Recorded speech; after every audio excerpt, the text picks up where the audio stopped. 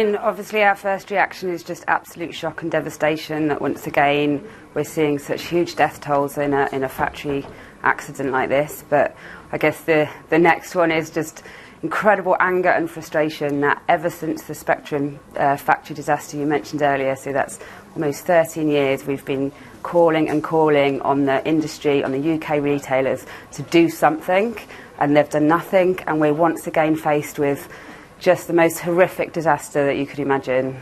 Well, they say they are doing something, don't they? We know that Primark, that we asked them to come onto the programme today, indeed, because they have acknowledged that they produce clothing, they buy clothing from these factories. Yeah. Now, they say they are shocked, they're deeply saddened by this appalling incident, and they express their condolences to all those involved. They go on to say Primark has been engaged for several years with NGOs and other retailers to review the Bangladeshi industry's approach to factory standards, and they're pushing for this review to also include building integrity.